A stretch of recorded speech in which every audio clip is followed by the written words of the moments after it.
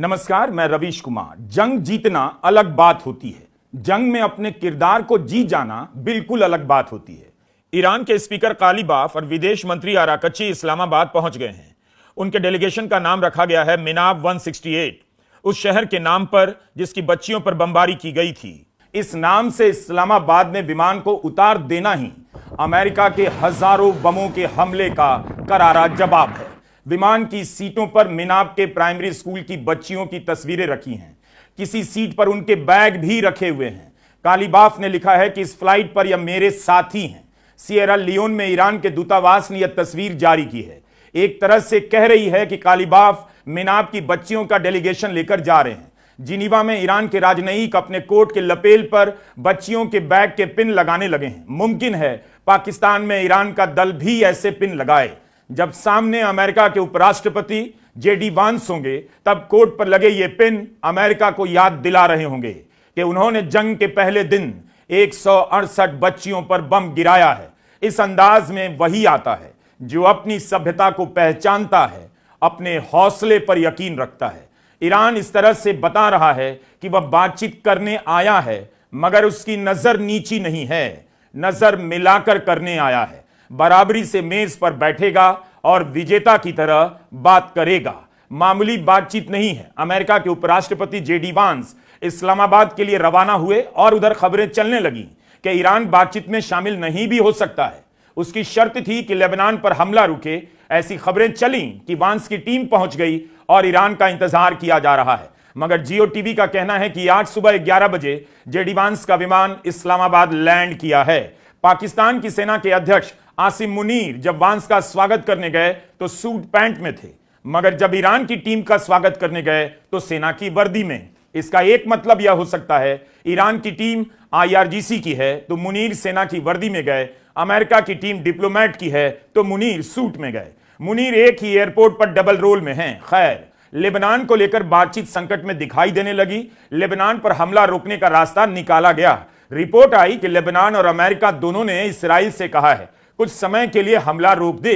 BBC ने report किया है कि 14 अप्रैल को अमेरिका में लेबनान और इस्राइल के अधिकारी मिल सकते हैं ताकि युद्ध विराम को लेकर बातचीत हो सके और घोषणा हो। युद्ध विराम की घोषणा के बाद लेबनान में हमला रोकने से इनकार करने वाले नेतन्याहू अब युद्ध विराम की बातचीत के लिए अपने अधिकारियों को अमेरिका भेजने वाले हैं। लेबनान और इस्राइल की बातचीत में ईरान तो नहीं था, मगर ईरान का ही मकसद था, ईरान की ही शर्तें थीं। कभी दीवार गिरती है, कभी दर कांप जाता है। अली का नाम सुनकर अब भी खैबर कांप जाता है। नुसरत की यह कव्वाली अभी तुरंत सुनिए, ईरान की मिसाइलों को बाद में देखिएगा। कौन पहले आया कौन बाद में, जाने दीजिए। ईरान आ गया है उन तमाम खतरों को नकारते हुए जो बातचीत में शामिल लोगों के सर पर मंडराते हैं। इसराइल ने कितनी बार बातचीत में शामिल लोगों को मार दिया। अली लारिजानी को मारा जो बातचीत के सूत्रधार हो सकते थे।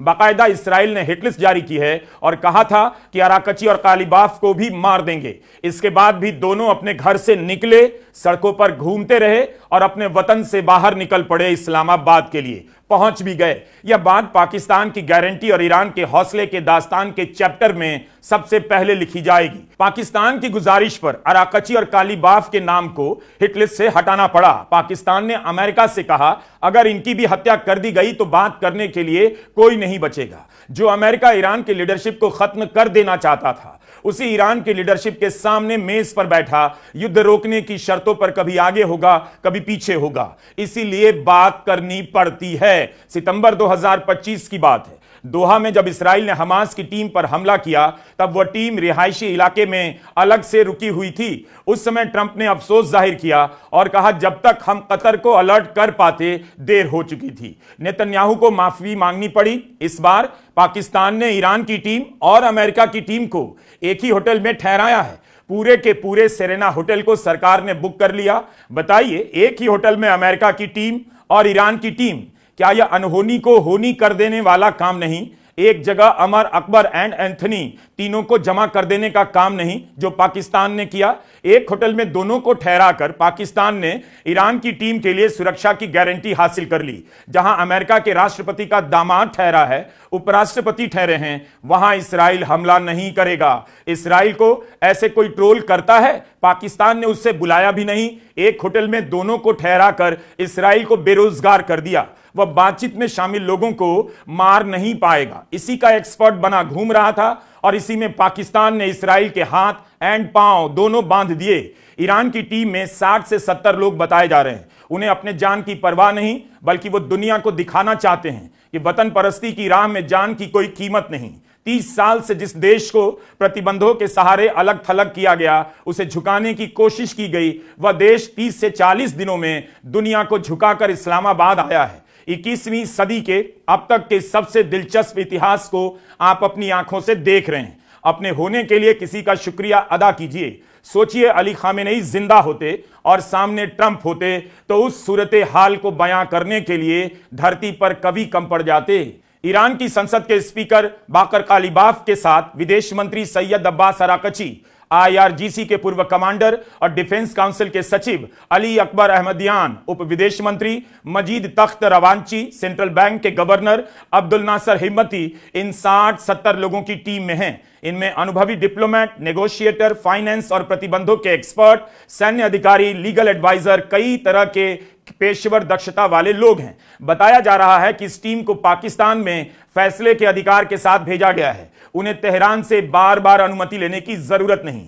ईरान को अपने लोगों पर इतना कॉन्फिडेंस है। ईरान से रवाना होने से पहले स्पीकर कालीबाफ ने कहा, दोनों पार्टी के बीच जो समझौता हुआ था उसमें से 2 बिंदुओं को अभी भी लागू करना बाकी है।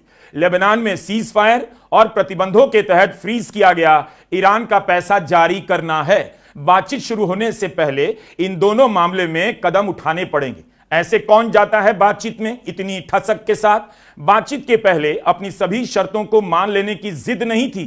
ईरान का यह हौसला था। वह बता रहा था कि बातचीत के फेल हो जाने पर अमेरिका के हमले की उसे परवाह नहीं है। ईरान की संपत्ति को प्रतिबंधों के तहत फ्रीज किया गया, उसे जारी करना ही पड़ेगा। शायद इसीलिए इस बातचीत में ईरान के सेंट्रल बैंक के गवर्नर अब्दुल नसार हिम्मती भी हैं। इसराइल ने तेहरान के एक बैंक पर हमला किया था, कहीं उसका भी हिसाब इसमें शामिल ना हो। बाकर कालीबाफ ईरान के स्पीकर हैं, जैसे ओम बिरला भारत की लोकसभा के स्पीकर हैं। ओम बिरला की प्रोफाइल दुनिया के अखबारों में पिछले 7 वर्षों में जितनी नहीं छपी होगी, उससे कई गुना ज्यादा पिछले 2 दिनों में बाकर कालीबाफ की प्रोफाइल छप गई है।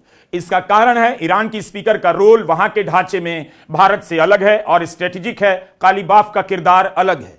इसराइल ने सोचा होगा अली खामेनेई को मारकर ईरान में लीडरशिप खत्म हो जाएगी, लेकिन यहां स्पीकर ही लीडर के रूप में उभर कर इस्लामाबाद पहुंच गए। कालीबाफ के बारे में कहा जाता है कि कट्टरपंथी हैं मगर व्यवहार कुशल हैं। अपने स्टैंड से समझौता नहीं करते, लेकिन समझौते का रास्ता भी निकाल लेते हैं, रवैया बदल लेते हैं। ईरान की सेना और राजनीतिक तंत्र में इनकी काफी पहुंच मानी जाती है। सुप्रीम लीडर अली खामेनेई के भी करीबी बताए जाते हैं। कहा जा रहा है कि मुज्तबा खामेनेई की तरफ से कालीबाफ को इजाजत है कि वह इस बातचीत की शर्तों को अपनी तरफ से स्वीकार कर सकते हैं या नकार भी सकते हैं। उन्हें तेहरान से बार बार अनुमति लेने की जरूरत नहीं कि इसराइल कहीं इस बातचीत को सुन ना ले, कोई रणनीति ना बना ले।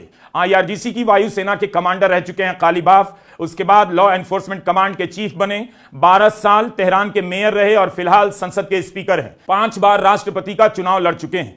कई प्रमुख नेताओं की हत्या के बाद से कालीबाफ के बयान प्रमुखता से छपने लगे। ट्विटर पर कालीबाफ खुलकर लोहा लेते हैं, साफ साफ चैलेंज करते हैं। पुराने नेताओं की तरह नर्म नहीं। इनके बयानों को हमेशा ही गंभीरता से लिया जाता है, काफी वायरल होते रहते हैं। हमने कालीबाफ के बारे में जो भी बताया वो न्यूयॉर्क टाइम्स में छपा है। कुछ दिन पहले कालीबाफ ने कहा था, अगर अमेरिका का आने वाला डेलीगेशन ईरान के अधिकारों को सही से समझता है, मानता है, तो हम भी उसकी बातों को उदारता से सुनेंगे और मानेंगे, समझौते को पूरा करने में सहयोग करेंगे। अगर अमेरिका इस बातचीत को अंजाम पर पहुंचाने के बजाय किसी तरह के छल करने की कोशिश में है, तो हम अपने हकों की हिफाजत के लिए पूरी तरह तैयार हैं। ईरान की बातों में ट्रंप की तरह अधजल गगरी वाला हाल नहीं।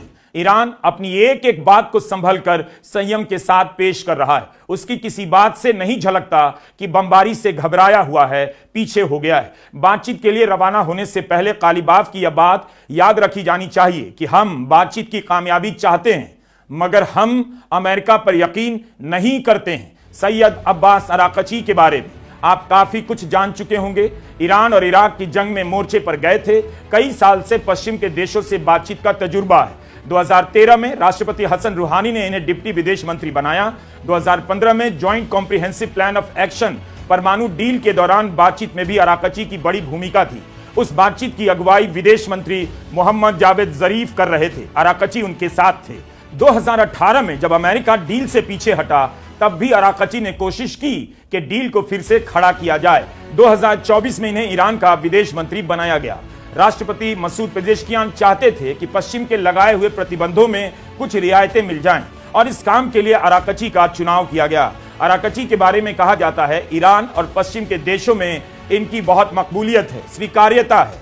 ईरान के प्रतिनिधि मंडल में आए लोगों की डिग्री की भी चर्चा हो रही है, उसे हम रहने देते हैं। अपने देश के नेताओं की डिग्री का आज तक पता नहीं चला, ना आरटीआई से ना कोर्ट से। ईरान का कौन सा नेता मैथ्स में पीएचडी है, कौन सा फिजिक्स में, यह सब